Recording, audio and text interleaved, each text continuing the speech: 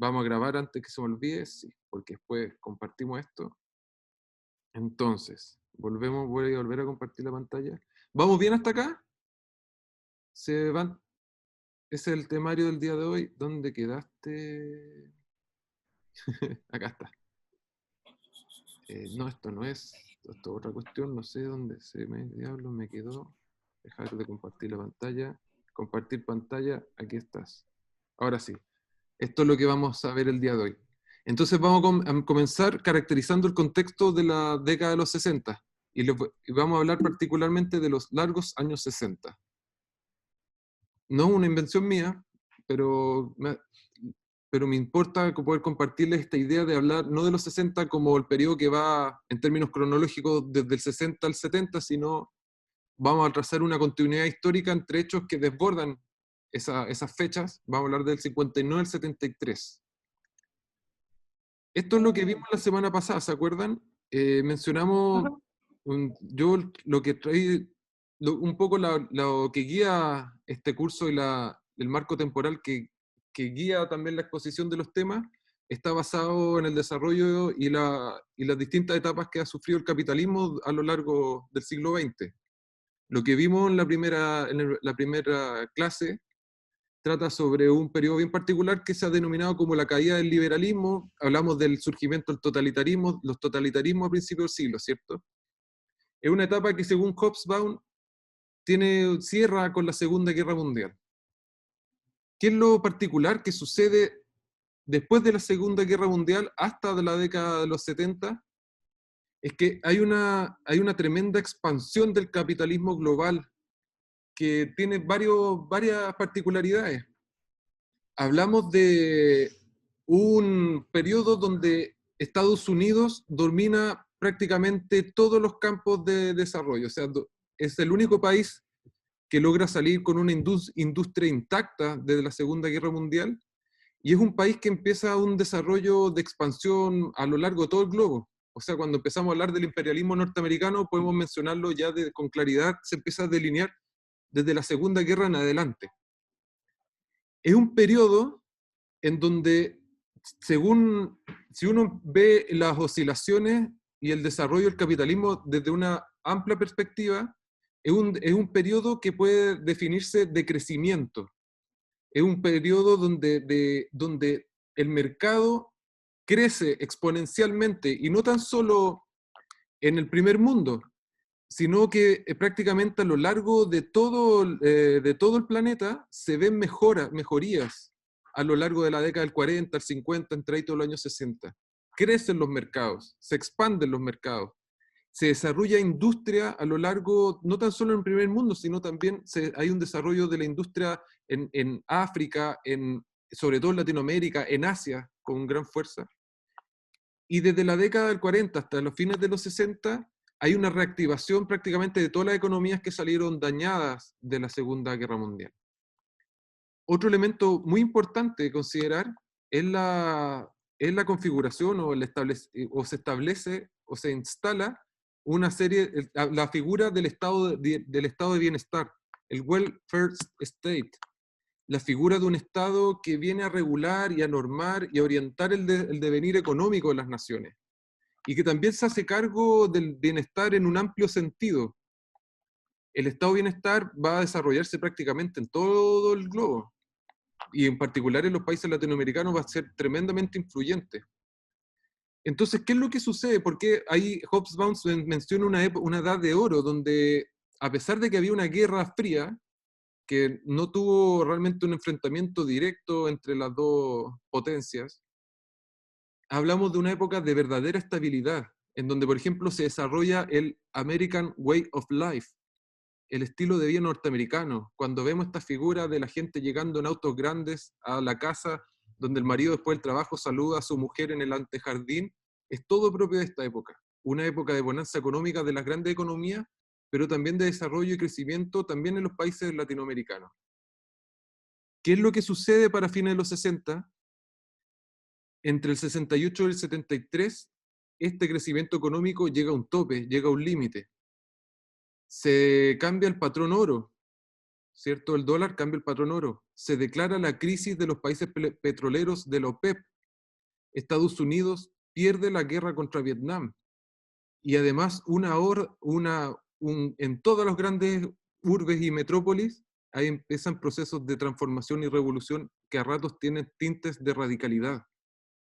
A finales de la época de oro, de esta edad de oro, pareciera ser que toda la estabilidad que se gestó, que se permitió en las décadas anteriores, entra en conflicto y entra en una profunda etapa de crisis.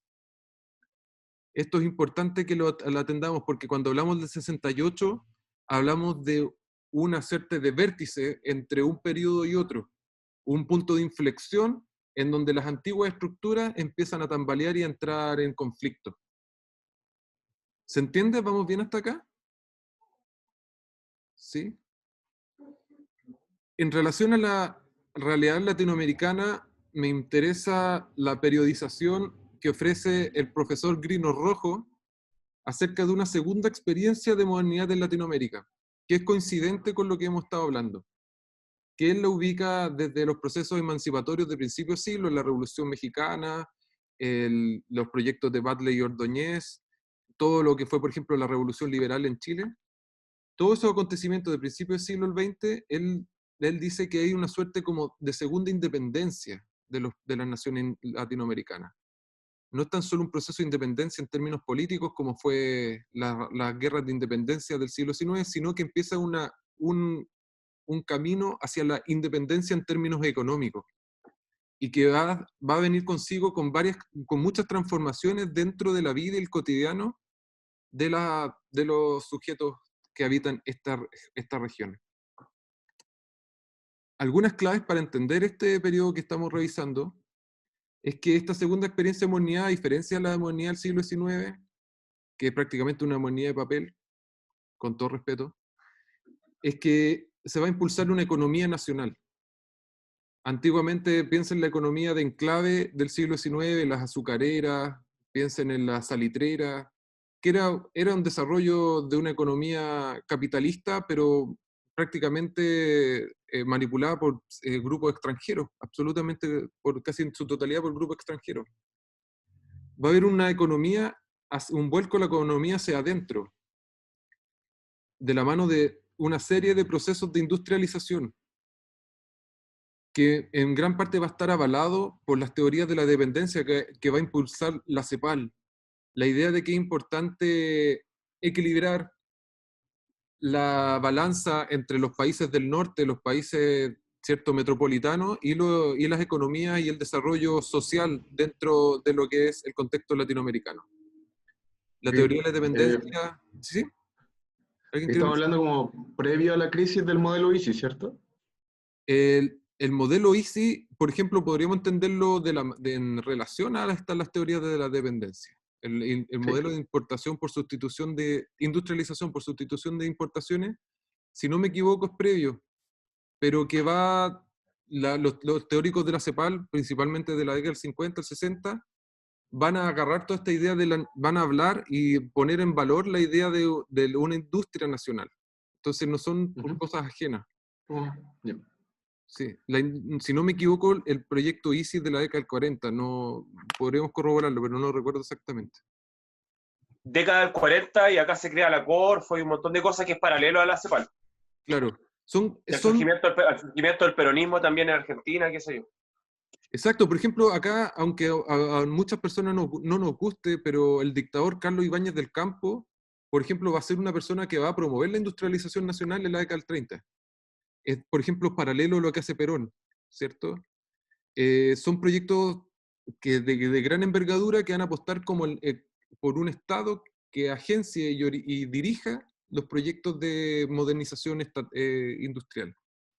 Entonces la CEPAL es posterior y le va a dar un peso, un sustento teórico, que es el que va a orientar sobre todo las políticas económicas de la década de los 60. Bueno, de la mano de este proceso, de esta transformación en la economía, va a haber una transformación política y en la presencia del Estado de Bienestar, que yo les mencioné anteriormente. En el contexto latinoamericano es muy relevante porque va a impulsar procesos de expansión de la ciudadanía, del ejercicio de la ciudadanía. Se va a apostar, ¿cierto?, por la salud pública, la educación pública. y la idea de integrar a una mayor cantidad de personas y capas a los beneficios de la modernidad. Don Pedro Aguirre Cerda, ¿no? Por ejemplo, en el contexto chileno, que el estado de bienestar empieza a delinearse precisamente en ese momento.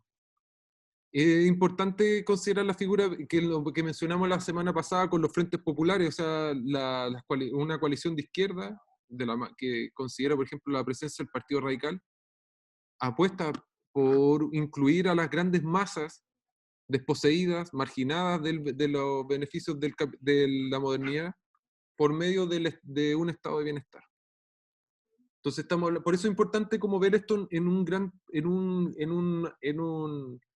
una perspectiva amplia, porque lo que desmoronan las dictaduras en los 70 no son gobiernos particulares, sino que se desmorona todo un proyecto político y social que tiene larga data y que tiene varias décadas de desarrollo y gestación.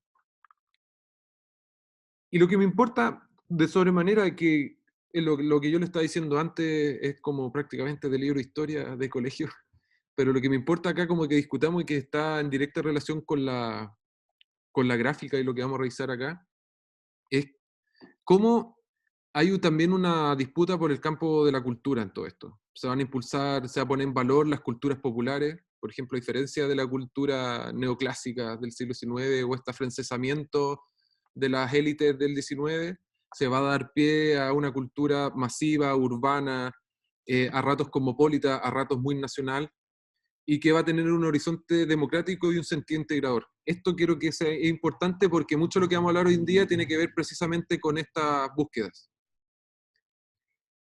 Algo, y esto es una apuesta y también es una apuesta polémica, es que estamos hablando de una cultura mesocrática, una cultura de las clases medias. Esto por eso insisto que es polémico, porque son las clases medias los sectores que van a empezar a dirigir estos procesos. Se va a desplazar de la escena pública a ratos a la élite oligárquica, a la aristocracia, ¿cierto? Pero son las clases medias y las alianzas que trazan con las clases populares las que van a orientar el devenir político y cultural de esta época, de este periodo.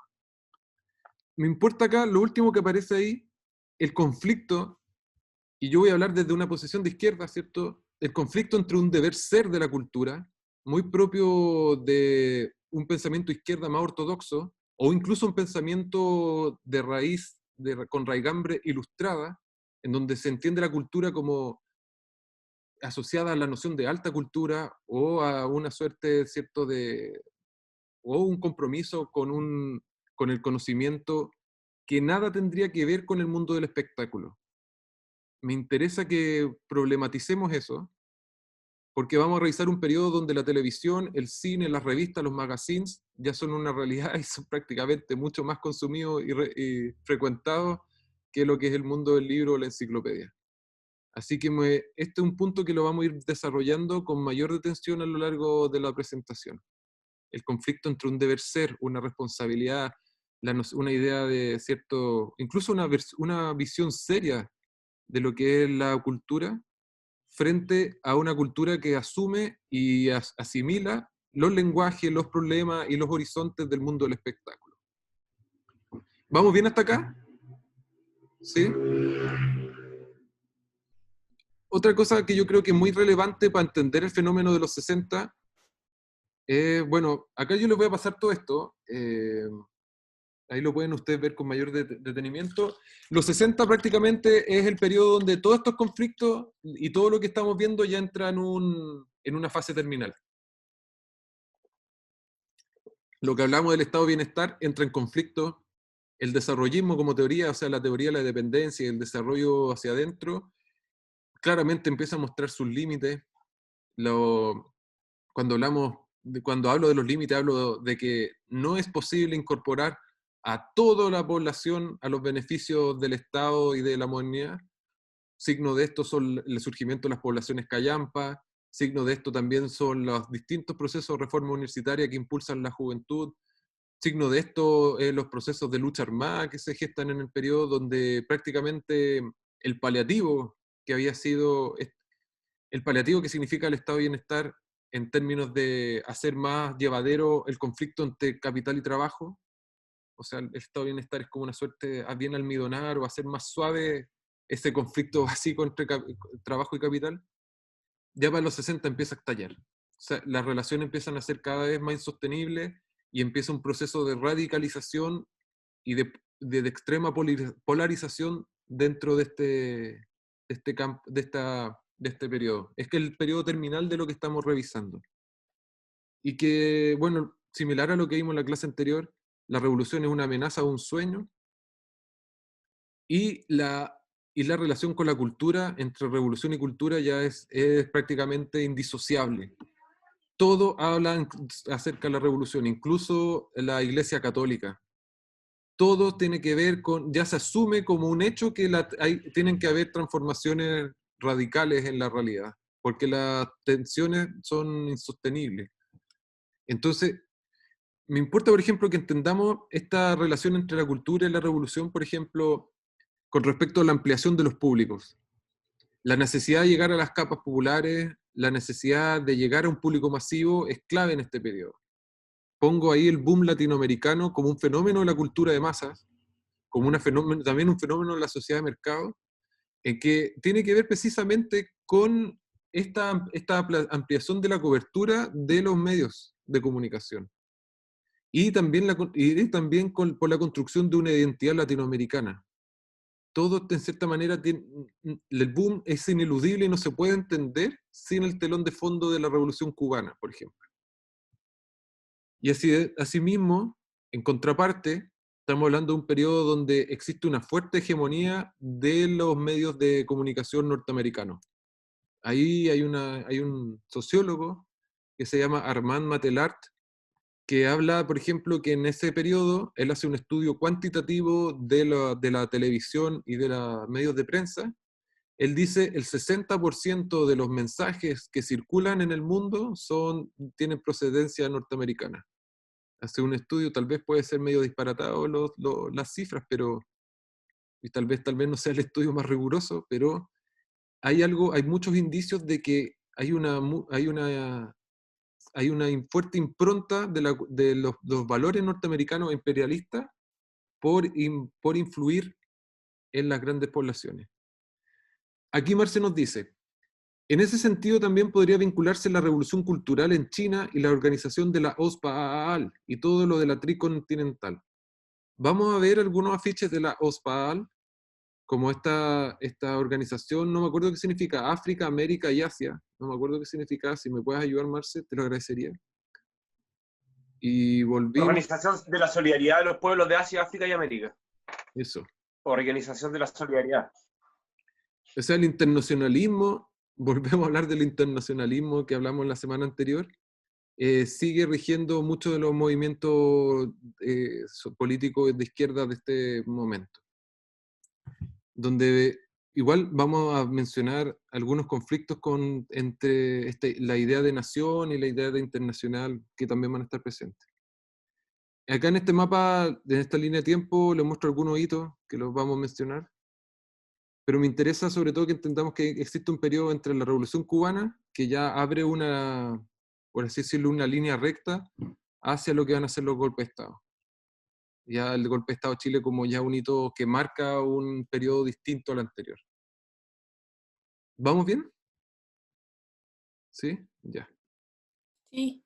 Última cosa que quiero revisar con respecto a los 60 y con respecto al contexto, tiene que ver con la figura de la juventud. La juventud, no tan solo en Latinoamérica, sino en el mundo entero, va a empezar a tener un rol protagónico en los distintos movimientos sociales, los distintos incluso movimientos de masa.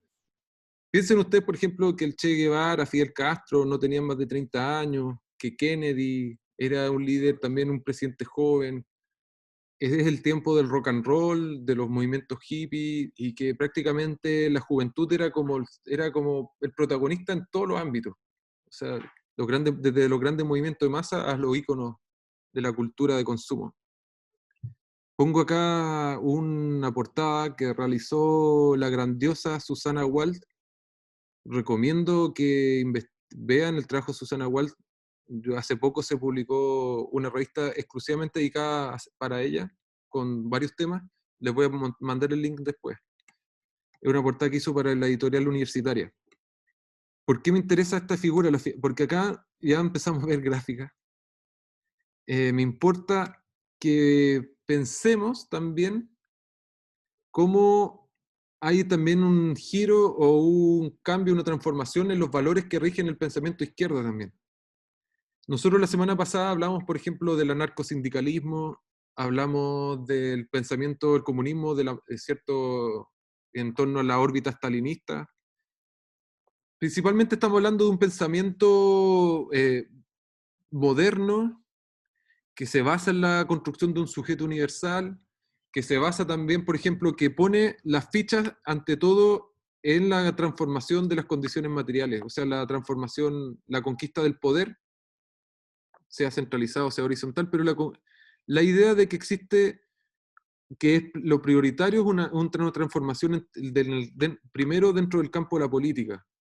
Nunca se habla tanto de subjetividad. En lo que vimos la semana pasada no está tan claro, por ejemplo, las diferencias en términos raciales. No, el discurso feminista, por ejemplo, no es igual al que vamos a ver ahora. Y es que la gran diferencia de lo que vimos, por ejemplo, la semana pasada, predomina, insisto, en la figura de este sujeto universal, en donde todos los discursos apelan, por ejemplo, primero a la igualdad y a la abolición de las clases. ¿Qué es lo que vamos a empezar a encontrarnos en la década de los 60? La idea de una rebeldía juvenil que empieza a anteponer el cambio individual, la transformación subjetiva, la importancia, por ejemplo, de cambiar los hábitos, cambiar en términos culturales. Es lo que se ha denominado contracultura, como cultura alternativa.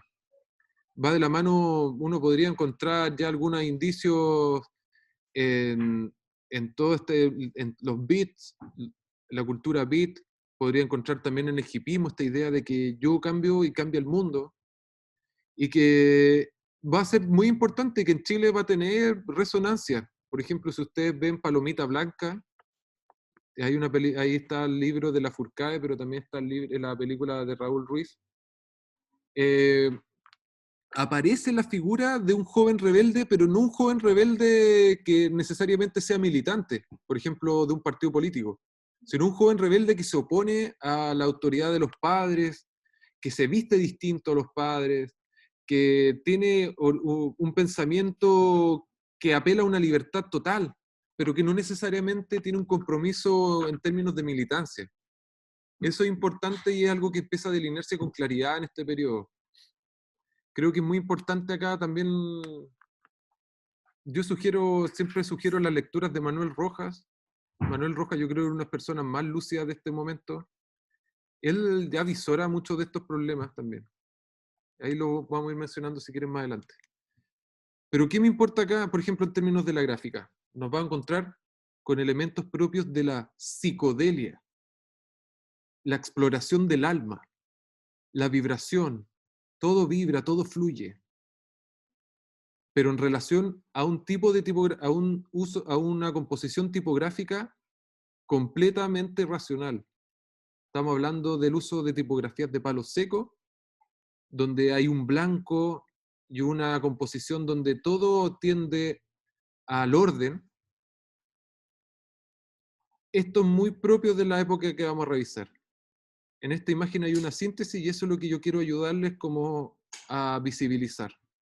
Como una noción de orden racional, basada en una cosmovisión científica, en un ímpetu por configurar un lenguaje internacional, universal, dialoga y se encuentra en una misma portada con un elemento propio de la cultura norteamericana como es la psicodelia. Esta síntesis es lo que me importa que logremos visibilizar hoy en día y que logremos entenderla, tanto en términos formales como valóricos. ¿Dale? ¿Se entiende? ¿Vamos bien hasta acá? Súper. Vamos, entonces, vamos. Pongámosle bueno, vamos. Vamos a hablar sobre racionalidad y abstracción. Vamos a hablar del arte abstracto y de los movimientos racionalistas de posguerra. Bueno, la semana pasada hablamos del constructivismo ruso, ¿cierto? Disculpa, perdón. Dale nomás, pregunta. ¿Sabes que también es importante mencionar también el surgimiento, por ejemplo, el 68 de la teología de la liberación acá en Latinoamérica, que acompaña como esta cosa del sujeto nuevo también en términos no ya modernos, ¿cachai? Moderno en el sentido clásico, sino que también esta cosa del sujeto nuevo, del hombre nuevo, que también es muy de izquierda, de esta izquierda, ligado al alma, ligado a esta cosa moral, a esta cosa espiritual, ¿cachai? Que arrastra el cristianismo. En el 68 surge la teología de la liberación aquí en Latinoamérica, justamente en Colombia, y pega fuerte, pues pega fuerte y está relacionado con la OSPAL también. Se sacaron carteles con gráficas de, ¿cómo se llama? Del cura este, el famoso, bueno, del Jesús, el Jesús armado, entonces, y el movimiento hippie toma mucho eso también, entonces es importante igual la teología de la liberación para entender este proceso también. Tiene mucha injerencia también en términos de contenido. Claro, el mismo Paulo Freire que estuvo acá también. Pues eso, claro. Martín claro. Baró, como en la psicología. Hay varios... O sea, Camilo Torres era el nombre del cura, el Camilo Torres de la teología de la liberación, que hizo este dibujo del Jesús que es como un hippie con el fusil dispuesto a ir a la guerrilla, ¿cachai? Dispuesto a ir al monte. Sí, o sea, yo creo que hay tantas cosas que podemos hablar de este periodo como que nos faltaría tiempo también. Pero de todas maneras tiene que ver con los nuevos horizontes que fija el conocimiento. Por ejemplo, la idea de una pedagogía de la liberación, en donde no se trata de imponer una manera única de entender la realidad, eso también son cambios dentro del pensamiento de esta época, que es importante considerar, que es un giro al pensamiento enciclopédico ilustrado racional.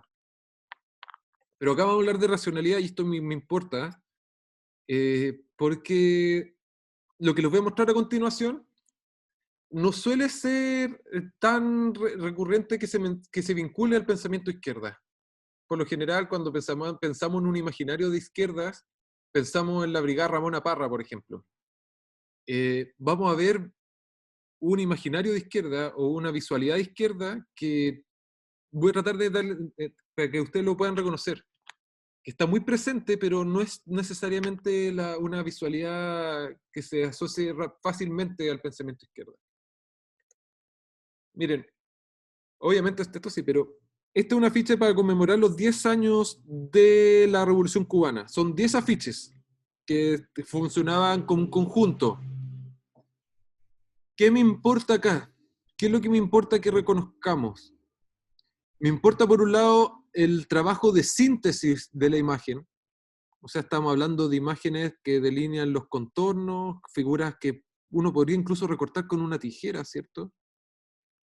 Un uso acotado de colores, figuras que, insisto, son sintéticas.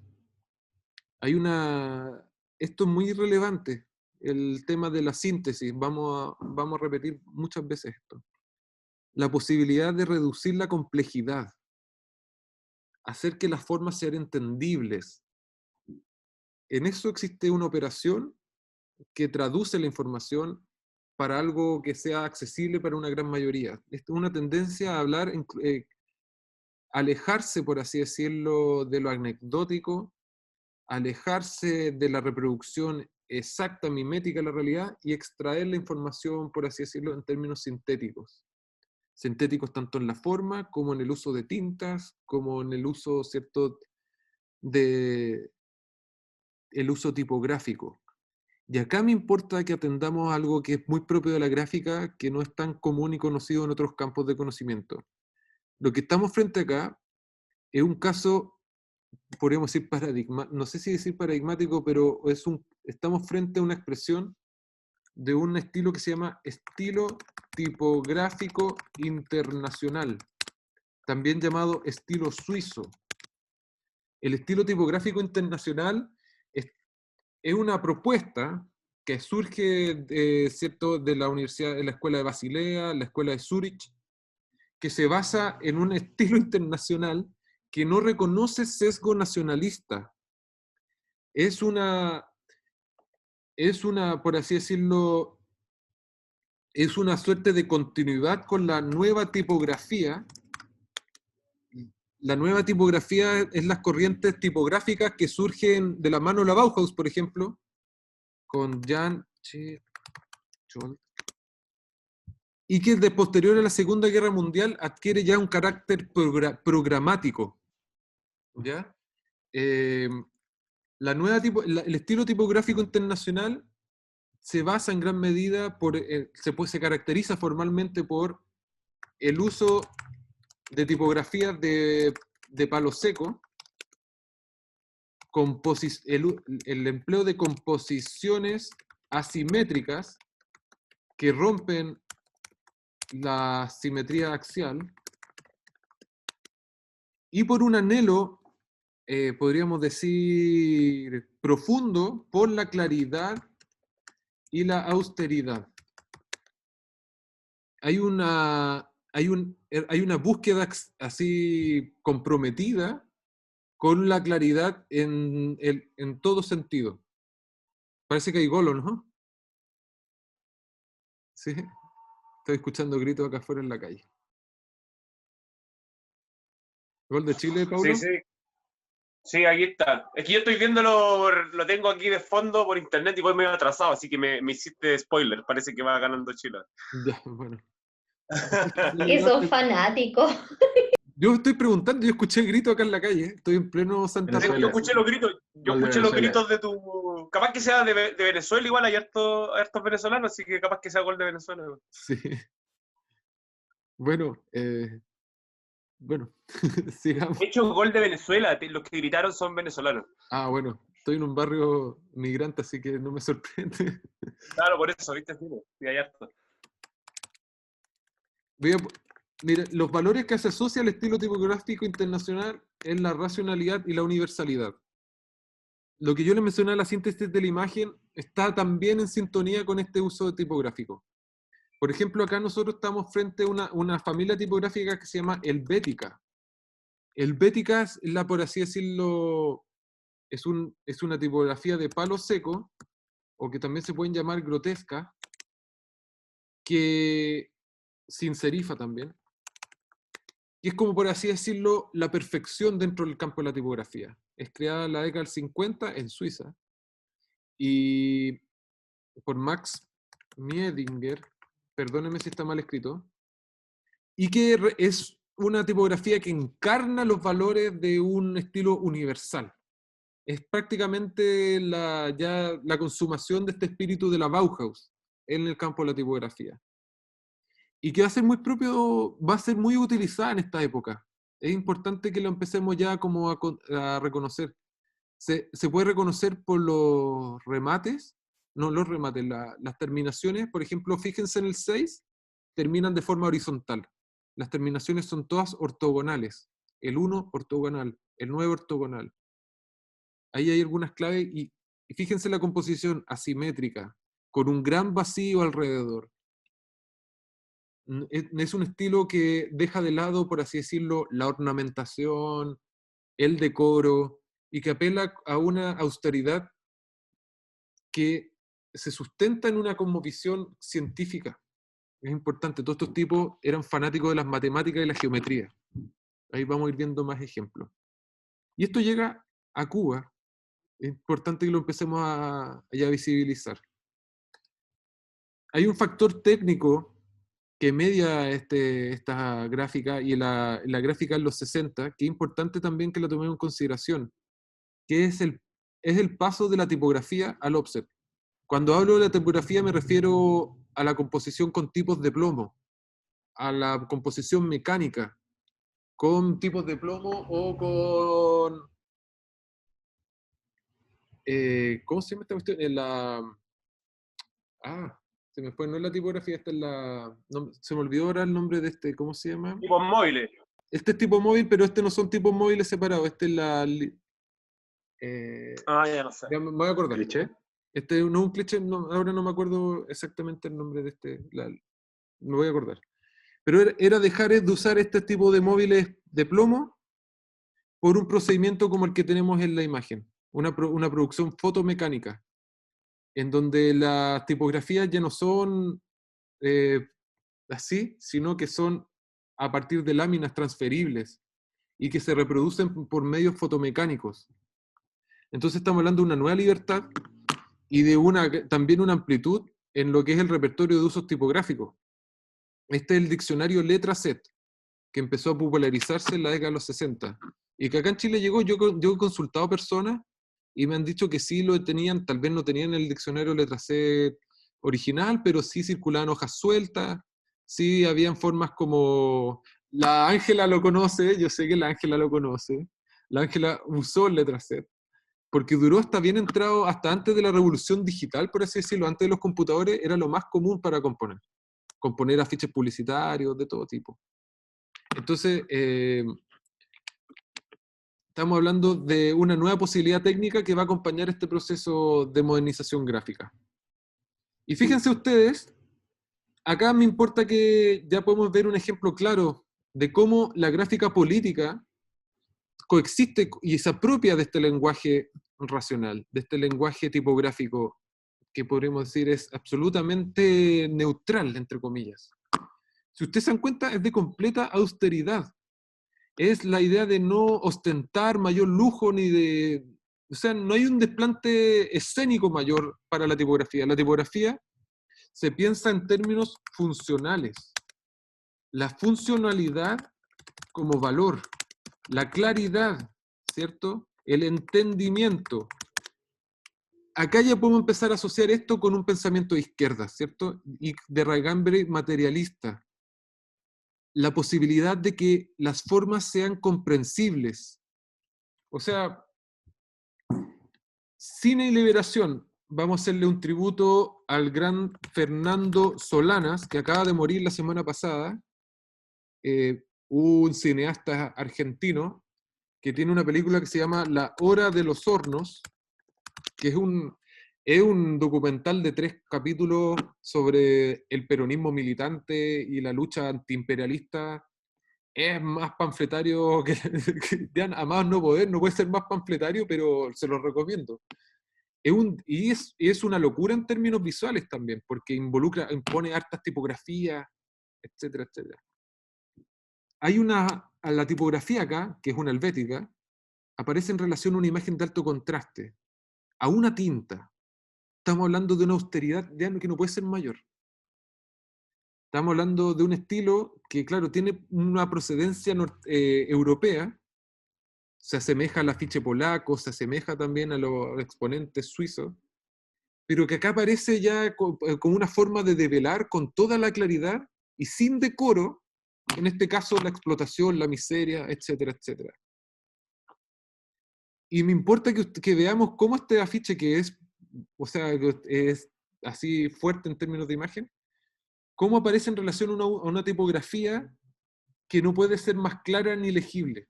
Es la búsqueda de la mayor claridad posible. ¿Se acuerdan cuando hablamos la semana pasada sobre el realismo y este ímpetu de conocer y analizar la realidad? Acá podríamos ver una de sus derivas. La posibilidad de que cualquier ser humano pueda comprender la realidad sin que medie ni la religión ni lo mitológico.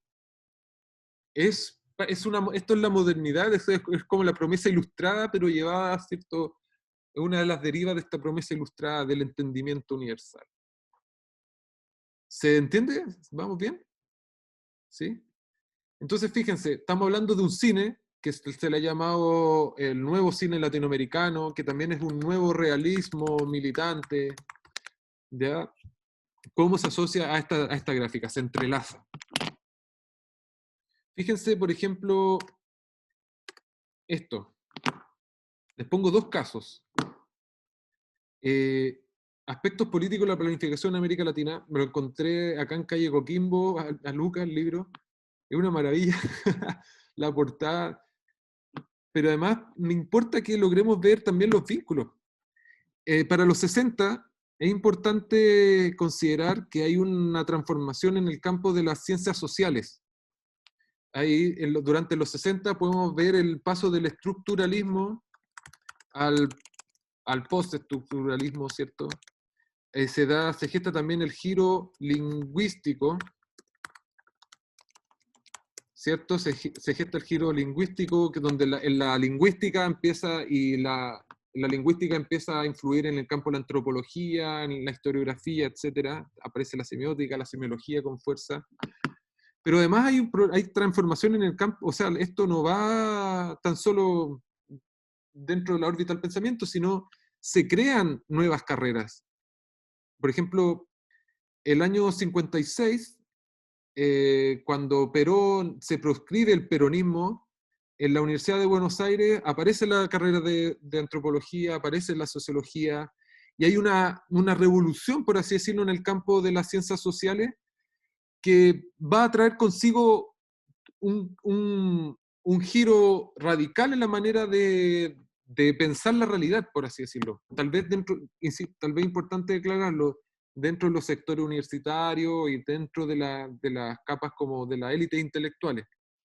Pero que van a aparecer nuevas interpretaciones del marxismo, ¿cierto?, que van a coger las aportaciones del psicoanálisis, de la lingüística, ¿ya?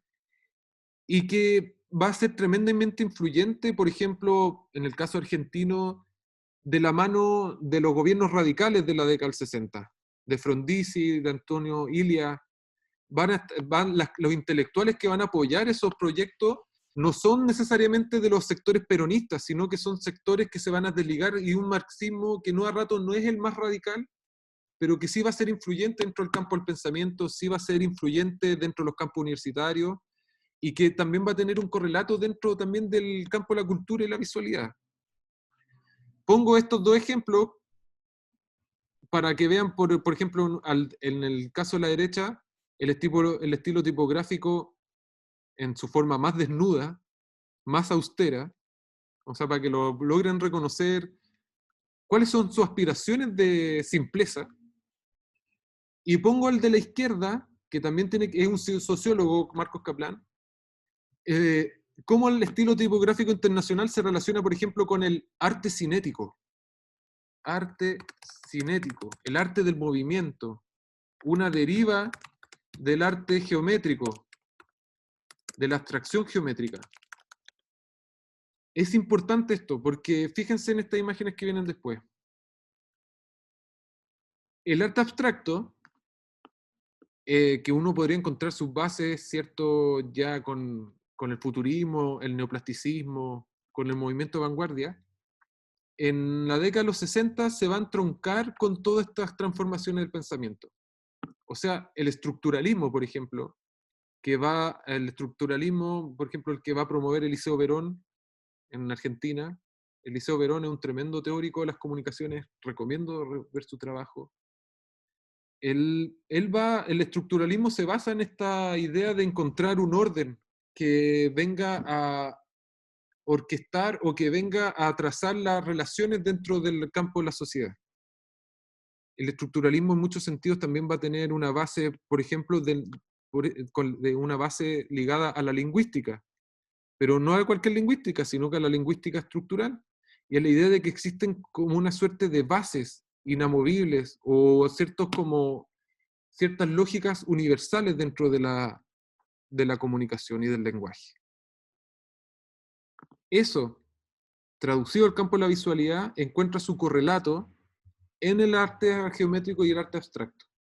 La idea de que existe un orden que rige los elementos de la composición está en asociación y comulga con los valores, por ejemplo, del estructuralismo. Es un entendimiento completamente racional que deja de lado la noción de sujeto. Acá no hay un ímpetu de subjetividad o de una puesta de valor de la subjetividad. El estructuralismo prácticamente va a entrar en directa oposición con las corrientes humanistas, o por ejemplo el existencialismo. Va a poner en valor la noción de estructura por sobre la de sujeto. Entonces, este tipo de gráfica, estamos hablando de un estilo internacional, que no reconoce sesgos nacionales, un arte geométrico y abstracto, que tiene un fundamento matemático y lógico, van a entrelazarse y va a ser muy influyente dentro de la órbita del pensamiento de izquierdas. O sea, en la misma Kimantú, recomiendo que se revise el trabajo de María Angélica Pizarro. Es de las diseñadoras o sea, más increíbles que trabajan en este periodo. Es de las personas más lúcidas que se desempeñaron en este momento. Y va a ser la encargada de muchas portadas de Lucky Mantle. Fíjense entonces cómo estilo tipográfico internacional se encuentra en armonía y comulga con las corrientes geométricas y abstractas del arte. Y bueno, y para ir terminando, y como tenemos una compañera mexicana, y para que no solo nos quedemos en el cono sur, como por ejemplo incluso dentro de los campos universitarios, estamos hablando del 73, movimiento vinculado al marxismo, ¿cierto? Estudiantes completamente radicalizados, también emplean estos lenguajes porque era un lenguaje que era, insisto, muy propio de la cultura de izquierdas, no era un lenguaje ajeno. ¿Y qué no encontramos acá? Síntesis de color, trazos geométricos completamente racionales, hechos en este caso en serigrafía, tal vez no tienen el tecnicismo ni la mecanicidad de lo que estamos viendo anteriormente, pero que recogen el espíritu de esta racionalidad propia del pensamiento de izquierdas y sus bases materialistas. ¿Vamos bien hasta acá? ¿Perdón? ¿Sí? Quizá un ¿Les poco, convence? quizá un poco entrar como en, quizá un poco más dar a la discusión de un poco el giro igual que da la propaganda y el diseño también de piezas gráficas por parte de la izquierda desde un poco principio de siglo a mitad de siglo. Igual el cambio es como bastante drástico si consideramos por un lado la influencia soviética, ¿cierto? Por un lado, bueno, por el constructivismo igual se ve una continuidad ahí, pero sobre todo, por ejemplo, con los carteles que vimos de la experiencia española y los carteles soviéticos también, ya más de Stalin, ¿cierto? Ahora como que se genera un quiebre igual con respecto a eso. Sí, pero también hay continuidades. Yo le estoy mostrando una parte ahora. De hecho, acá no hay no hay mayor, no se representan, exceptuando la de Cine y Liberación, todo es abstracto. También vamos ahora a ver una vertiente que es en un sentido opuesta, pero lo importante es que veamos cómo se entrelaza con todo esto. ¿Ya? Igual me importa, esto por ejemplo, estos estilos, muchas veces es importante mencionarlo, no son necesariamente los estilos más populares, son como estilos de las capas medias y de las élites intelectuales de izquierda. Por ejemplo, un gran promotor de todo estos estilos es el Instituto Torcuato Di Tella, en Argentina. Vamos a anotarlo acá, Instituto Torcuato Di Tella.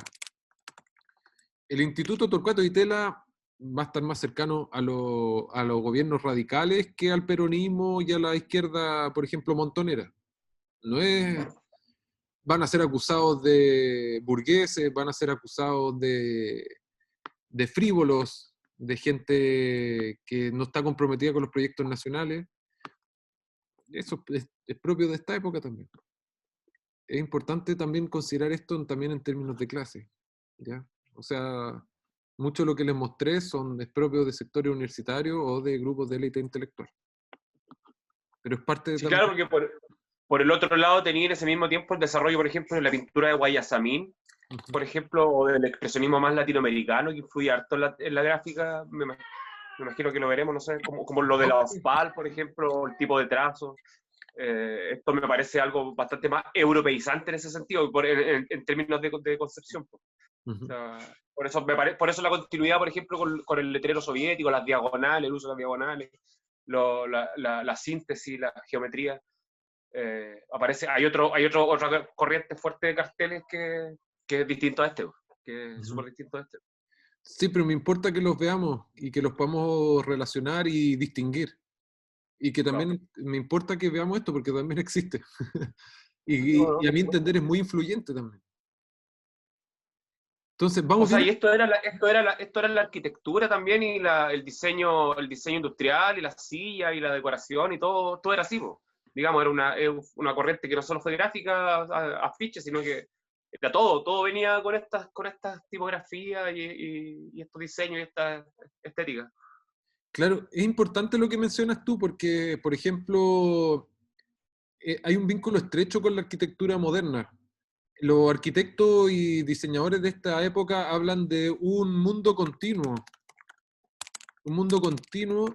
en donde todos los elementos tengan una armonía y una relación entre sí. Esa es como la aspiración de la arquitectura moderna y del diseño, como de configurar un entorno moderno en todos los ámbitos. Entonces, esto es lo que estamos viendo acá, está en estrecha relación, por ejemplo, a lo que se hacía en la Villa Portales, a lo que se hacía en la Villa Frey, a los trabajos, por ejemplo, de la UNCTAD. Si ustedes ven el trabajo de la UNCTAD, la gráfica también es parecida a esta. No es ajena a todo esto. Porque comparten valores.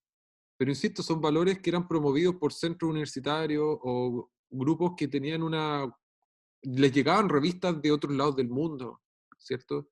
Esto, insisto, es un estilo internacional. Es importante considerarlo como tal. ¿Vamos bien hasta acá, gente? ¿Se va entendiendo lo que estamos viendo? Sí. Sí. Ya, porque vamos a pasar a la otra parte. Mira, se encuentra Cassandra Bustamante. Hola, Cassandra. Un gusto saludarte. Vamos a ver lo que sucede. Vamos a ver otra corriente que, a pesar de que, vamos a ver, tiene muchas diferencias y diferencias bien importantes, se entrelaza y tiene vínculos concretos con lo que vimos anteriormente. Vamos a hablar del arte pop y la cultura de masas. ¿Cuáles son las diferencias? ¿Cuáles son las similitudes?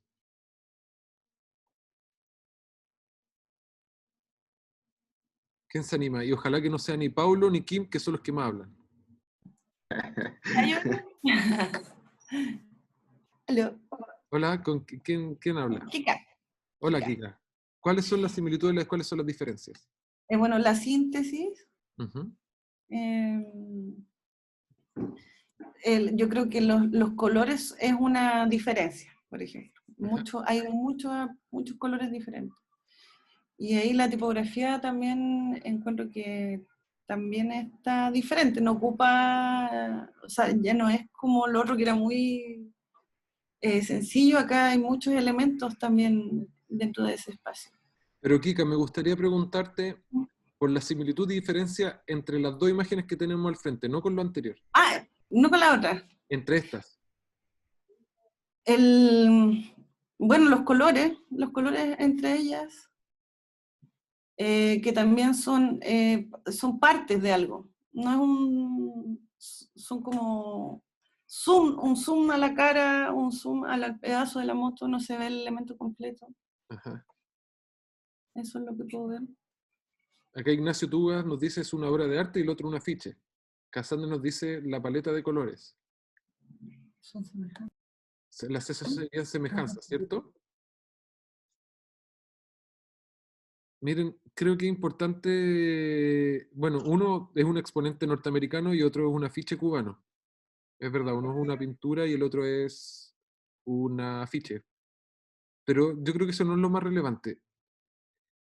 Lo relevante acá es que formalmente hay muchas similitudes. Formalmente en ambas piezas, y claro, forma orgánica, pero son formas sintéticas. Hay uso de colores planos, ¿cierto? Hay colores que por lo demás son estridentes, vibrantes. Mónica Olivera nos dice el acercamiento, se delinean los contornos. Si ustedes se fijan, estamos frente a dos casos de arte pop, ya que formalmente son muy similares en términos de técnica. Formalmente está el uso del contraste, de los contornos bien delineados, colores que vibran, no son colores naturales, ¿cierto? Son colores muy artificiales. Todo tiende como a la artificialidad. Incluso la mujer se ve artificial. Todo se ve artificial. Es muy similar en términos formales un caso con el otro. Sin embargo, en términos de contenido, hay una diferencia que es radical. El arte, esto es una apuesta, y para polemizar también, el arte pop norteamericano es crítico, es a ratos bien rebelde en varios sentidos, pero es bastante nihilista en el fondo. Hay un tufillo de nihilismo presente en todas las obras pop. Es como que nada tiene sentido. Es como develar la cultura de consumo, hacerla explícita, pero en el fondo nada tiene sentido. En el caso del afiche cubano, si hay un llamado al deber, y en este caso se emplea una forma pop que puede ser idéntica a la del pop norteamericano, pero hay una orientación ideológica que le fija un sentido al mensaje y a la comunicación. Es importante, y acá es también una aventura y una propuesta, a mi entender el arte pop, independiente, yo no quiero reducir el arte norteamericano como que sea malo, no me refiero a eso, pero se basa en una inversión en las lógicas de producción artística, en donde se recogen elementos de la cultura de masas y consumo para la producción del arte. Y se le fija un horizonte masivo y popular al arte. Tiene que ver con recoger elementos que son conocidos por las grandes mayorías. Frente a lo que vimos anteriormente, que tiende a la abstracción, acá estamos viendo cómo aparece lo conocido, lo que circula tanto por los cómics, lo que circula tanto por las revistas, lo que circula, en cierta manera, por una cultura masiva, urbana y cosmopolita, ¿ya? Que tiende a ser a ratos bastante anecdótica, pero que pareciera ser como más fácil apela a un entendimiento mayor de la gente, de las grandes mayorías. Y que en este sentido pareciera que difumina los límites entre alta y baja cultura. Hay una apuesta ahí por hacer vulgarizar la obra de arte. Pero la diferencia que yo reconozco entre el arte norteamericano es que tiene una tendencia nihilista. En cambio, el arte pop latinoamericano está profundamente comprometido con la realidad y su transformación. Esto yo creo que es clave para entender el arte pop latinoamericano, porque recoge las lógicas, los procedimientos. Formalmente hay muchos elementos de la cultura, del arte pop norteamericano, pero se le fija un objetivo distinto. Fíjense, por ejemplo, este afiche de la juventud chilena con la zafra. Estamos hablando de elementos, procedimientos propios del cómics. O sea, yo creo que esto es maravilloso, en verdad. El cómics aparece zarpado, esa afiche, dice Cassandra. Es la raja. Yo lo encuentro hermoso. Es un cómics que hace entendible, o sea, que trata de reflejar el vínculo entre la clase trabajadora cubana y chilena. El cómics, y un cómics, no cualquier tipo de cómics, es un cómics que tiene un estilo norteamericano. Esta síntesis, los colores, las vibraciones. Si uno ve, por ejemplo, los cómics de esta época, los cómics norteamericanos, pienso, por ejemplo, Superman, Batman, son todos muy vibrantes, tienen colores muy vibrantes, porque son hechos con procedimientos de impresión vulgares, tintas que no se pone una tinta y se delinea simplemente. Estamos hablando de realmente de forma y procedimientos que son del mundo común y silvestre, vulgar, que están en los kioscos, están en la revista, etc. Pero acá se emplean para un mensaje político. Y eso yo creo que es muy relevante dentro de este contexto. Y eso es lo que pone en relevancia el arte pop, el pop art, básicamente. O sea, por eso, y ese es el objetivo del pop art, así, por eso que funciona. O sea, poner en relevancia esa vulgaridad, igual es importante, porque después la pueda tomar Latinoamérica para recontextualizarla también es súper potente. Sí, estoy de acuerdo, Pablo. Pero insisto, yo quiero insistir en el tema de los objetivos y los horizontes de esta comunicación. que a mi parecer son diametralmente distintos. O no sé si diametral, pero sí distintos. Entonces, fíjense, el afiche que subí en Facebook,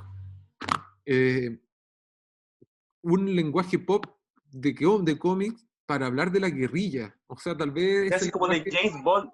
es como Yo lo James Bond. vi, pensé en James Bond, pero de guerrilla genial. Yo lo encontré genial. Es genial, o sea, yo lo vi, y aparte los colores súper vibrantes, busca estimular los sentidos, busca hacer algo atractivo, pero no para el sujeto intelectual, sino para el consumidor común y corriente de esa época, que está habituado a estos lenguajes. Pero en este caso, claro, en vez de James Bond, es el guerrillero Tupamaro. O sea, nótese, hay una genialidad en todo esto. Hay una subversión de los valores del arte también, y de la creación. El artista en este sentido es alguien que está atento a la realidad en su totalidad, y no es una realidad como ajena a las grandes mayorías. Y eso es importante, y creo que tiene que ver con un cambio en las lógicas de la producción artística, y en este caso la producción visual. Un detalle, para los que han sido más observadores y más observadoras, la tipografía que está en este título es el que yo utilizo para mis títulos. Y hay una tipografía que se llama Futura Display, que está presente en los diccionarios letras Z.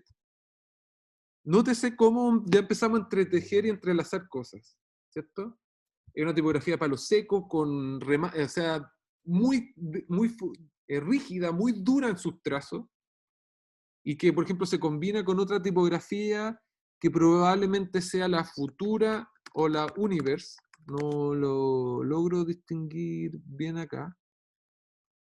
Tal vez puede ser la helvética, no lo sé, no estoy seguro.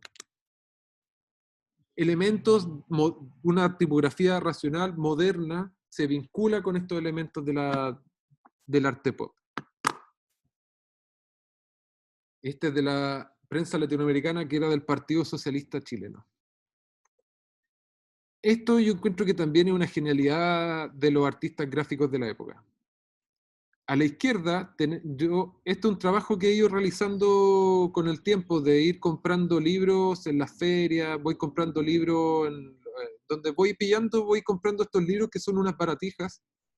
Que los Qué buenas colecciones. Yo tuve, mi viejo me heredó, o tuvimos bastantes de esas en mi casa, esas Sandokan, esas series. Es común. Habían. Sí, pues eran baratas, ¿no? Eran baratas.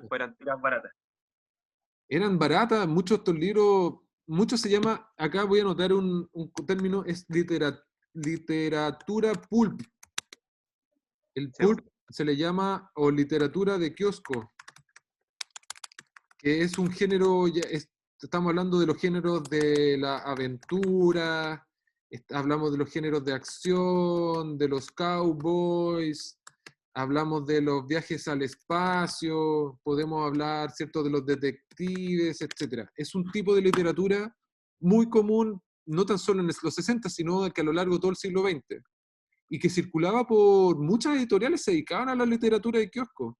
Era la literatura más vulgar que en España, en Estados Unidos, en México, en Argentina, y en Chile tenemos, por ejemplo, el caso de Zigzag, que también tenía literatura de kiosco.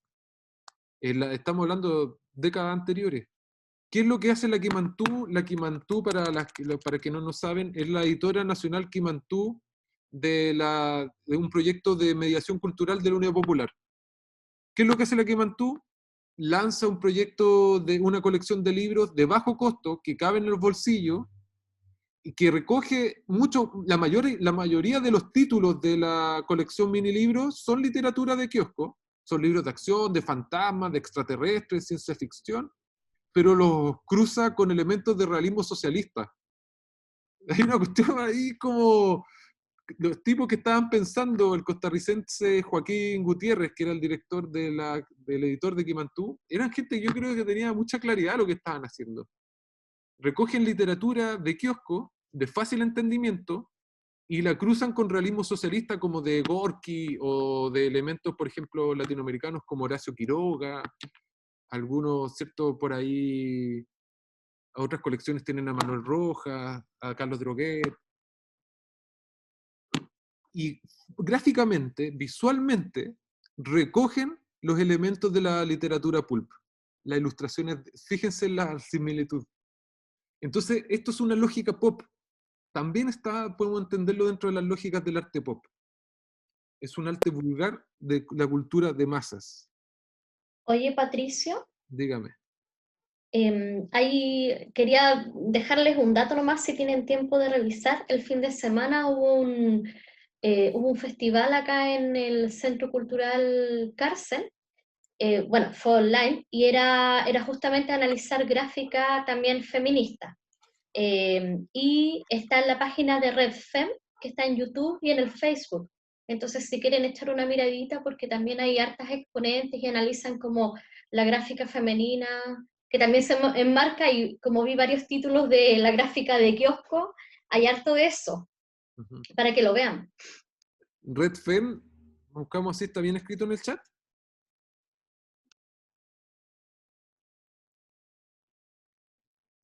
Ah, sí, sí. Red Fem, para que lo busquemos.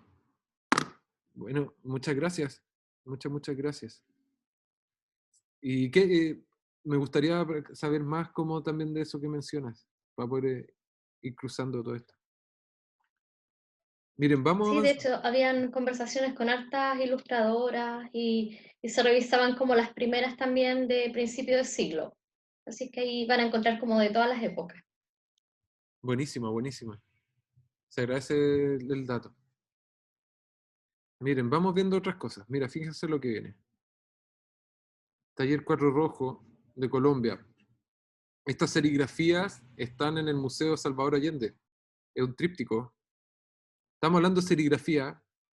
Es un detalle no menor que tiene que ver con procedimientos de reproducción. Estamos hablando de un arte reproducible, que se puede reproducir. Estamos hablando de una reproductibilidad que rompe con el aura de la obra de arte, rompe con el aura de la obra de arte. Lo hace. La serigrafía también servía para imprimir cajas de detergente. O sea, no estamos hablando de un procedimiento ajeno a la cultura, a la sociedad industrial, por ejemplo. Pero, y acá hay otro elemento que me importa, bueno, aparece algo la ironía muy propia del pop, pero hay otro elemento que creo que igual es importante problematizar, y que tiene que ver con las nuevas tendencias de un realismo crítico. El arte pop en Latinoamérica recoge elementos de la realidad, al igual como lo hacen los norteamericanos, pero con un sentido crítico. Por ejemplo, cuando Víctor Jara incluye voces de niños de la población en sus canciones, está empleando un lenguaje que es similar. El hecho de que cualquier elemento de la realidad es susceptible de devenir en signo, cualquier elemento de la realidad puede ser parte de una obra, ahí estamos hablando de una subversión de los valores del arte. Entonces, todos los elementos pueden ser recortes de diario, pueden ser billetes, pueden ser, etcétera, etcétera, etcétera. Cualquier elemento, incluso fotografía, no hay no se apela a, por ejemplo, a esta figura del artista como un ser creador que recibe la iluminación, sino que se busca cambiar la óptica hacia lo que estaba por fuera. Insisto, lo que hace Víctor Jara de incluir voces en sus canciones también tiene que ver con esta lógica de un nuevo realismo. Un nuevo realismo que de cierta manera recoge elementos concretos de la realidad. Y acá nosotros vemos cómo el arte pop, en este sentido, tiene una fuerte crítica y, claro, y denuncia las atrocidades, por ejemplo. Y la victoria frente al imperialismo. O sea, esto es un tríptico triunfal, que tiene un desenlace feliz. Me importa, por ejemplo, cuando nosotros hablamos de arte pop, suele hablarse, por ejemplo, pensarse en Marilyn Monroe, o en estas representaciones de Andy Warhol, ¿cierto? La tendencia al ícono propia del arte pop, acá está empleada para desarrollar mensajes claros, con un proyecto ideológico claro, o sea, definido. No es simplemente exaltar figuras del espectáculo como lo hace Andy Warhol. Y acá hay un afiche de la OSPA AAL, que mencionaba antes la Marce, el del centro. Que era acá importante porque todos estos afiches van en más de un idioma, incluso en árabe. El sentido internacionalista está presente incluso en la escritura. Pero me importa esto que nosotros vayamos viendo cómo el arte pop en Latinoamérica tiene claros tintes, se emplea con claros tintes ideológicos. No hay dobles lecturas. Y por ejemplo, si ponemos atención, en el afiche de Angela Davis tenemos también la claridad del estilo tipográfico internacional. Nótese también, y acá vamos a empezar a encontrar otro elemento. Fíjense en la sinuosidad de los trazos, estas burbujitas, en estos trazos que a ratos son Art Nouveau, estos trazos que son así bien sugerentes. Eso es propio de lo que vamos a ir viendo, que es el arte psicodélico, que está emparentado al arte pop. Fíjense. Bueno, arte pop, y ahí después lo pueden ir viendo. En Uruguay, estos son casos uruguayos. Esto es lo que me importa. El arte psicodélico es una de las derivas del arte pop. O sea, recoge también los colores, lleva hasta el extremo la vibración del color, circula también por pósters, revistas, carátulas de disco, etc. El arte psicodélico es un arte de la propia cultura de masa, pero la diferencia es que trata de representar las experiencias con drogas alucinógenas. En el caso norteamericano, el uso de drogas alucinógenas, particularmente el LSD. Psicodelia significa expresión del alma. Entonces, nótese, por ejemplo, para que empecemos a ver cómo la tipografía y las formas representan valores, encarnan valores. En el caso de Izquierdo es una ficha para promover un concierto en Estados Unidos, dentro de la onda hippie, todo lo que pasa en San Francisco, etc. Todo refleja sinuosidad, vibración, todo está en onda, hermano.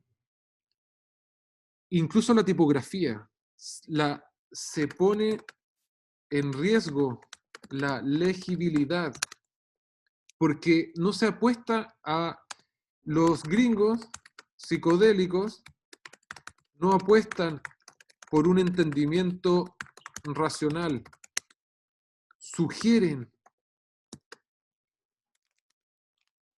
optan por estimular los sentidos, no la razón. Están apelando a la idea de que toda la experiencia es subjetiva, de que cada quien tiene su propia verdad, hermano.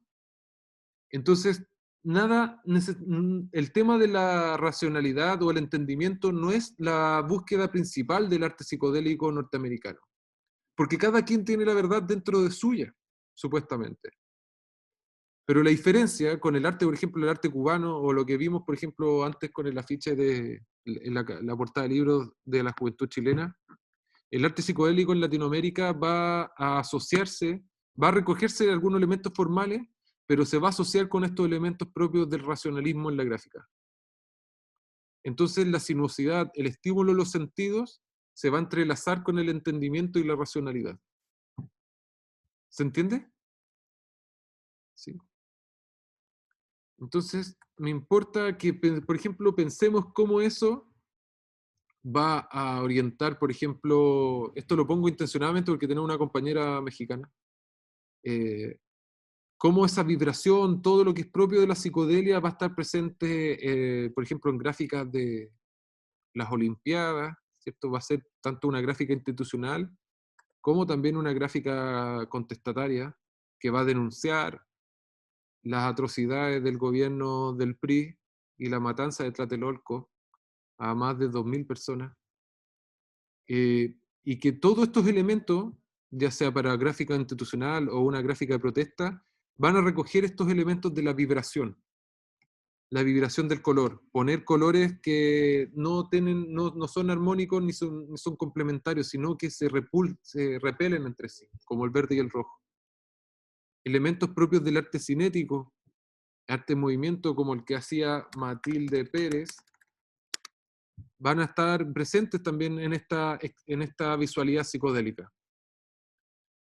Y que refleja precisamente mucho, a mi entender, es el encuentro de los valores contraculturales que yo les decía, es un ímpetu por llegar a sectores propios de la juventud y también a recoger los elementos como de la modernidad de aquel entonces, pero que dentro del contexto latinoamericano y de las necesidades de impulsar los proyectos políticos de la época, se va a cruzar con estos elementos propios del racionalismo. Entonces, para ir terminando, quisiera poner esta imagen de Jimena del Campo, que creo que refleja mucho los elementos que hemos estado mencionando acá. Y que lo voy a utilizar como para dar una síntesis a la clase de hoy. En los 60 está la idea y la intención de transformarlo todo, transformar toda la realidad. Ya sea por medio de cambiar los planes educacionales, ya sea por la lucha armada, todo apuesta por transformar la realidad en su totalidad. Hay un tremendo sentido utópico dentro del pensamiento de los 60. Y dentro de este mundo, dentro de este pensamiento de izquierda de los años 60, convergen distintas líneas. Algunas que van a apostar por resaltar los valores nacionales, otras que van a apostar por el internacionalismo o un sentido de universalidad. Van a haber quienes van a apelar, ¿cierto?, a un sentido, van a tratar de apelar a las emociones y a llegar a un público mayor mediante el estímulo de los sentidos. Y van a haber quienes van a apelar a llegar a las mayorías por medio de la razón. Creo que en el afiche que tenemos al frente convergen todos estos elementos que le estoy diciendo. Hay una visión de futuro, encarnada en la imagen de la niña y el niño, un mundo lleno de colores que podría ser un mundo psicodélico como el de los Beatles, pero que acá estaría agenciado o posibilitado por la vía chilena al socialismo. Y creo que acá, en términos de imagen, está muy presente esta idea de hacer entendible el proyecto, hacer entendible las ideas, pero a la vez permitir soñar. Y creo que eso es lo que está presente en la gráfica política que hemos revisado el día de hoy. Eso es lo que tengo para mostrarles, gente querida. Agradecería escuchar sus palabras.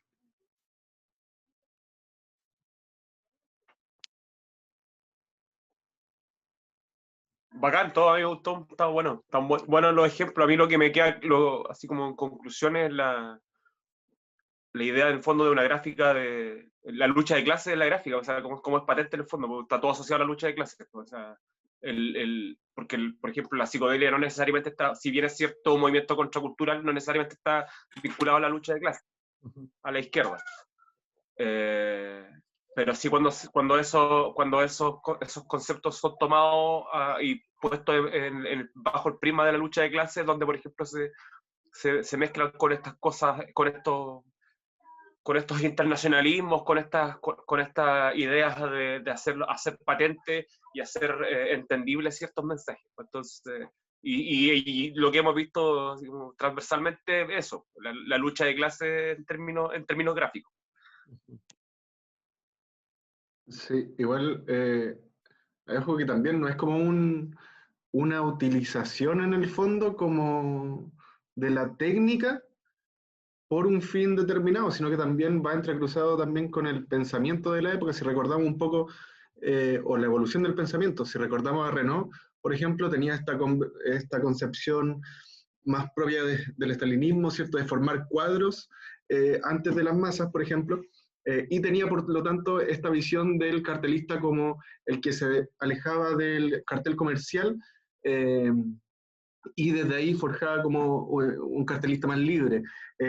Y también de esa misma visión estalinista que decía que, por ejemplo, el comunismo era más, donde podía proliferar de mejor forma, era donde estaba más atrasado el comunismo, que era como la experiencia rusa, ¿cierto? O sea, donde más retrasado estaba el capitalismo, que era la experiencia rusa.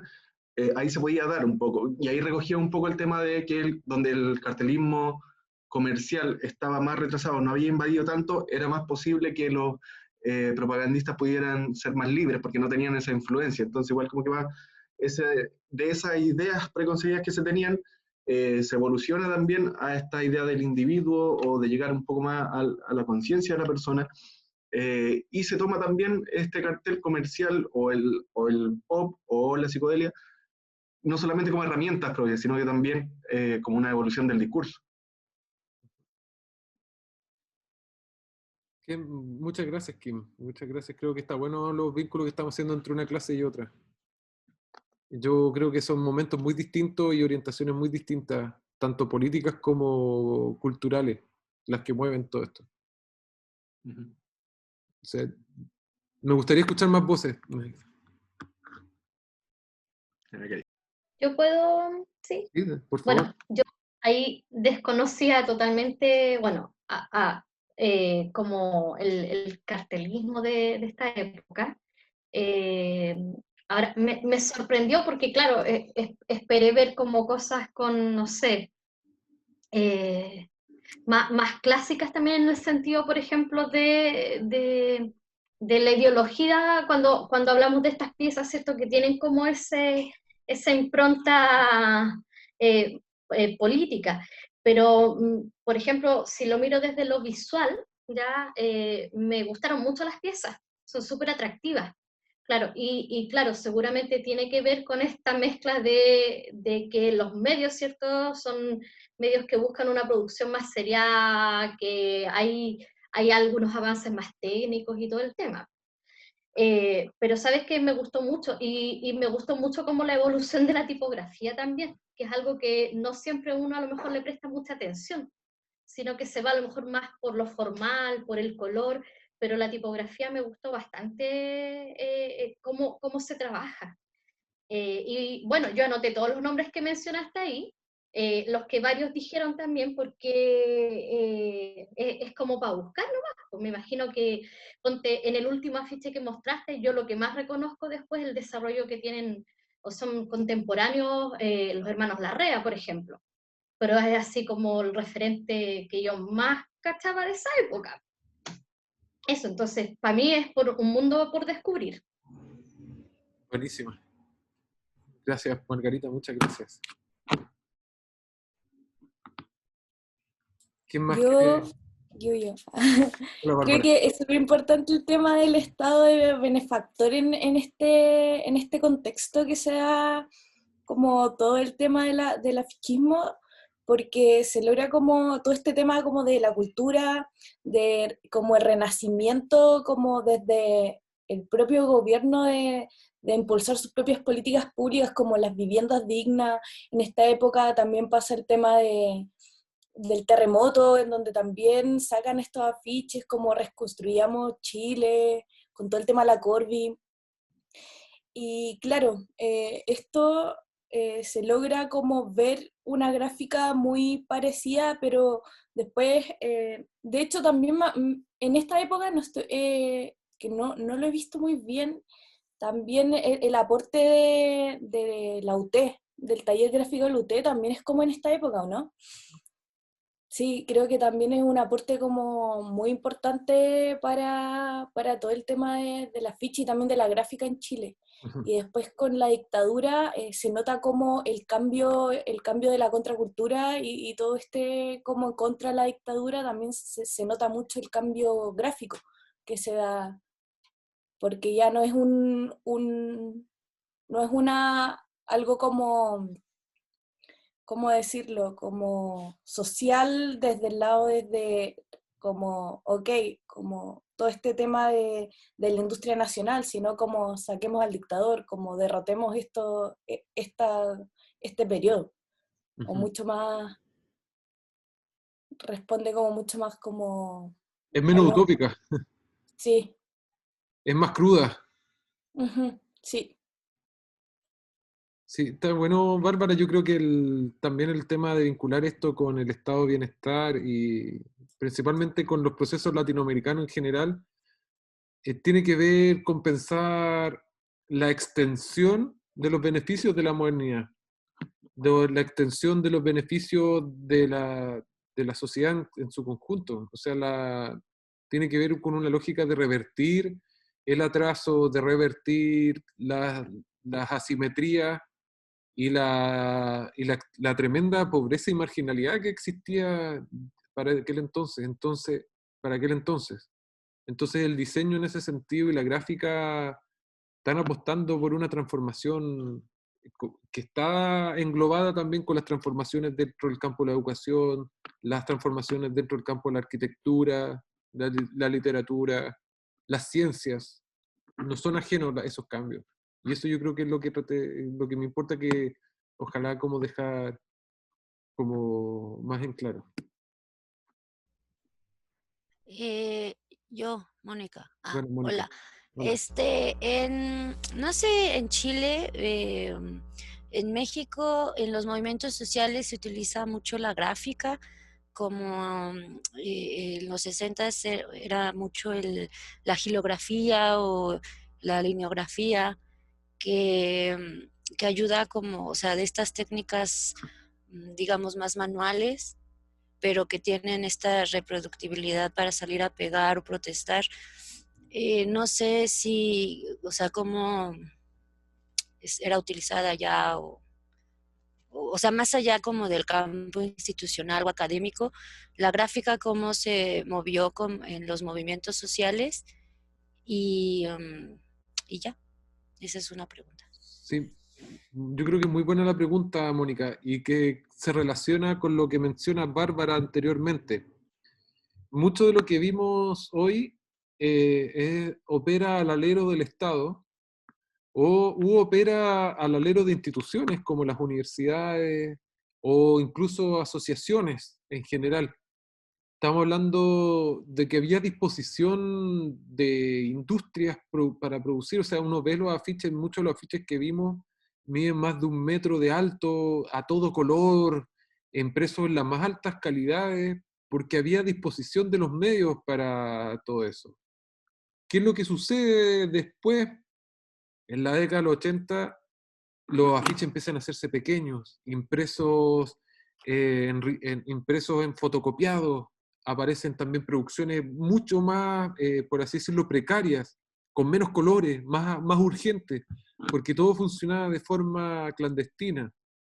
Después, a la vuelta de la democracia, en la actualidad, casi nulo apoyo estatal o un movimiento social que opera completamente al margen del devenir político de los gobiernos de la concertación y de la gobierno de derecha, vuelve a aparecer la silografía, la serigrafía, aparecen técnicas de producción que hablan de la autonomía, la autogestión y de la posibilidad de crear sin la dependencia de una institución. Entonces, yo creo que el problema técnico que mencionas tú guarda una estrecha relación con los momentos históricos, en el sentido de que, claro, lo que vimos recién tenía una industria que fomentaba y apoyaba todo esto, en oposición a por así decirlo, el despojo que existe en la actualidad. Esa es mi manera de verlo. Sobre la silografía en particular, a mí me da la impresión de que, sobre todo en el cartelismo chileno, porque bueno, acá los grabadores, la silografía siempre ha estado, en general la gráfica está ligado al mundo popular. Eso es como un hecho en ese sentido, y acá la silografía, al igual que en México, tiene una larga data de trabajos relacionados con el mundo popular y demandas populares, qué sé yo, pero me da la impresión que en este tiempo en específico y en particular, más allá, por ejemplo, pusiste a Santos Chávez, de algunos exponentes que, bueno, Santos Chávez estuvo en México, me da la impresión de que en estos momentos en específico, en términos técnicos, lo que más se utilizó fue la serigrafía o la impresión offset, más allá de algunos, como de algunos individuos o muestras así como específicas que siempre se permanecieron trabajando. Lo que se le dio fuerte acá, por lo menos, fue la silografía más que, perdón, la serigrafía más que la silografía. Es reconocida la silografía en México y su ligazón con los movimientos populares y los movimientos de masa, pero yo creo que en ese tiempo acá se trabajó más la técnica serigráfica, los planos serigráficos, las capas de color y eso. Claro, es que yo creo que lo que, por así decirlo, el boom en el momento era la serigrafía, claramente. Entonces, por ejemplo, ahí está, por ejemplo, el trabajo de Carlos Hermosilla también, que fue declarado artista del pueblo en el 72. No es menor la contribución del grabado, o sea, no es menor ni desdeñable ni nada, pero empieza a ceder terreno a medios de producción más modernos, por así decirlo, como el offset. El offset ya para los 70 ya era una realidad. Y en este sentido, modernidad también tiene que ver precisamente con esta posibilidad de reproducir al menor costo, de la mayor prolijidad en términos técnicos. Entonces no es que el grabado desaparece, pero cede terreno porque aparece en otros medios.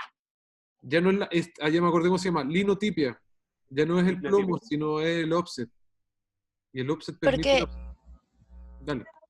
por ejemplo, aquí, lo que luego se aplicaba aquí también era el offset, justo como para reducir los costos, o la risografía, como esta máquina, y se utilizaba como un grabado y ya se ponía la tipografía, se hacía un diseño como en ya más, digamos, digital, y se propagaba, ¿no? O sea, sí, la pregunta un poco era la gráfica de protesta o la que va en contra de todo este,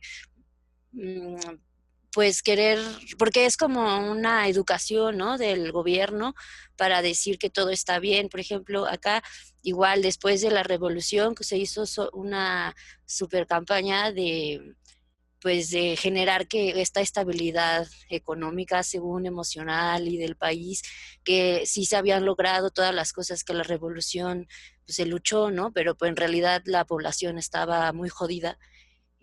Pero se hizo toda una campaña publicitaria como para decir que México estaba a poca madre, cuando nació como el charro, la Adelita y como todos estos afiches justos como revolucionarios, donde el pueblo está súper bien, cosa que no reflejaba realmente lo que los pueblos estaba pasando, ¿no? Entonces era como más bien una campaña como pues,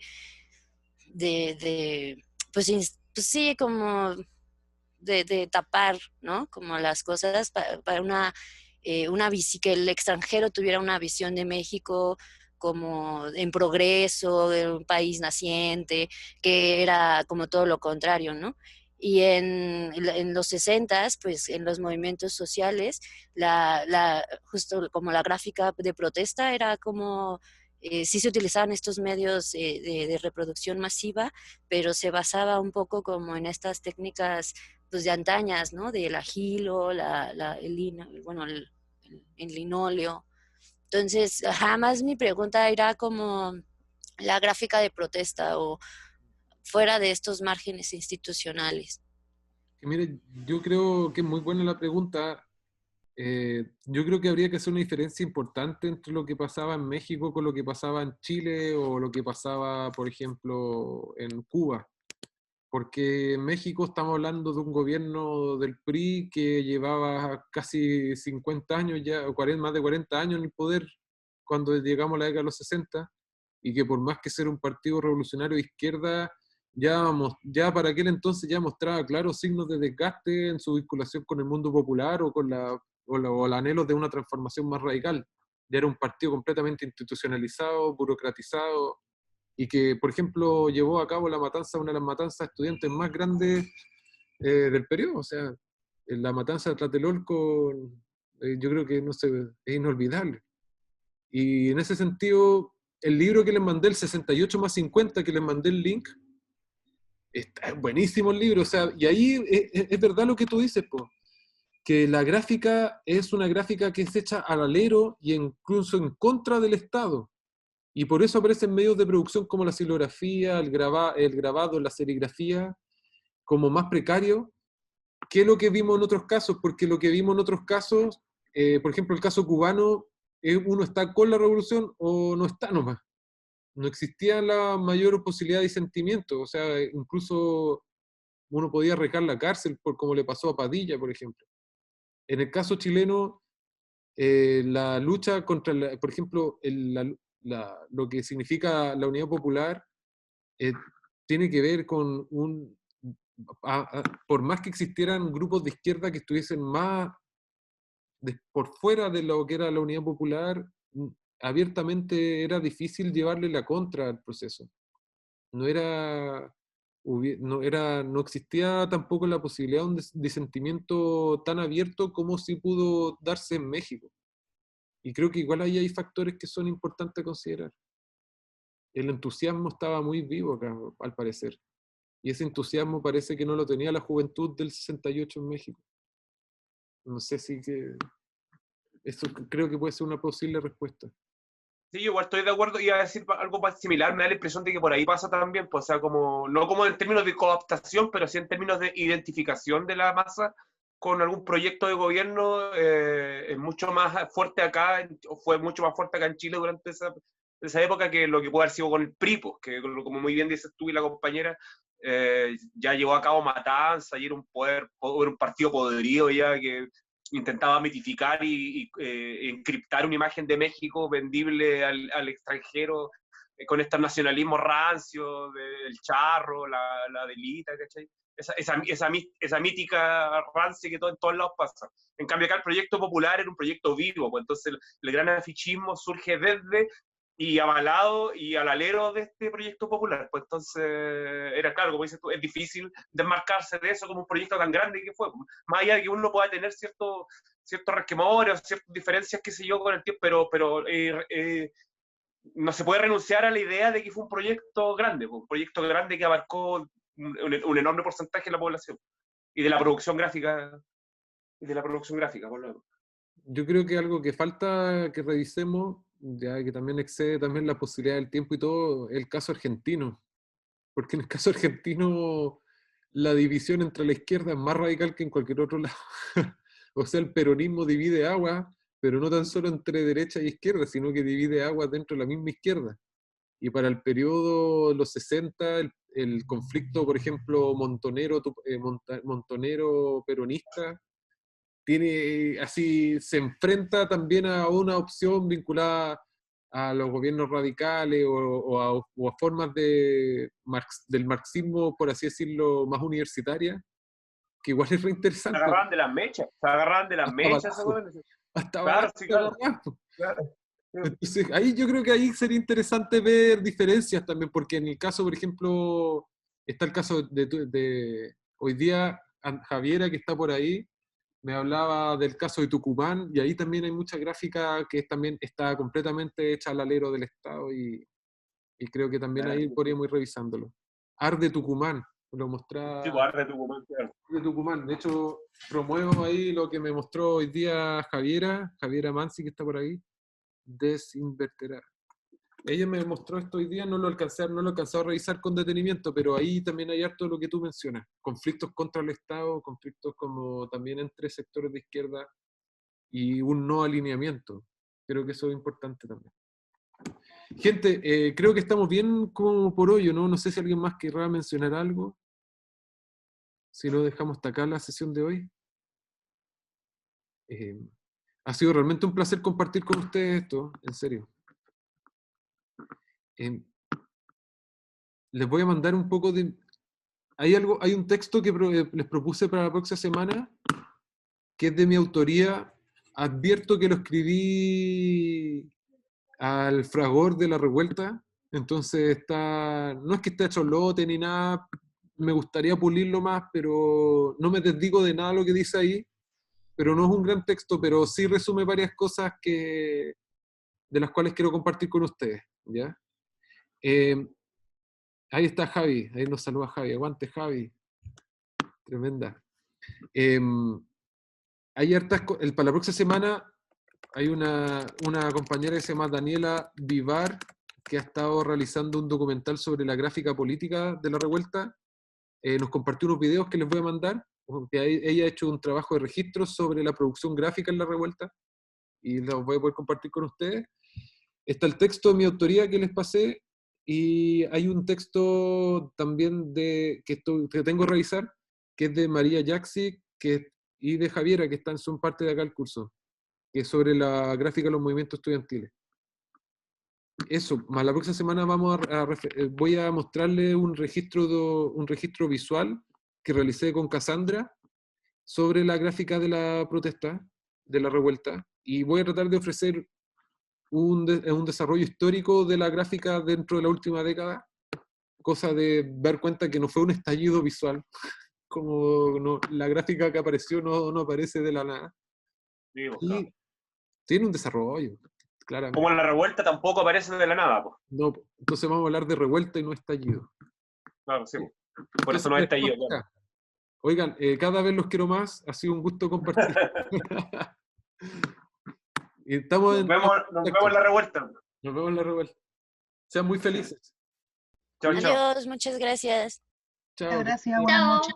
Chao a todos y todas. Gracias. Chao. Chao. Chao, Patricio. Bien. Dale, Chao, cabros. Gracias, Patito. Que les vaya muy bien. Gracias.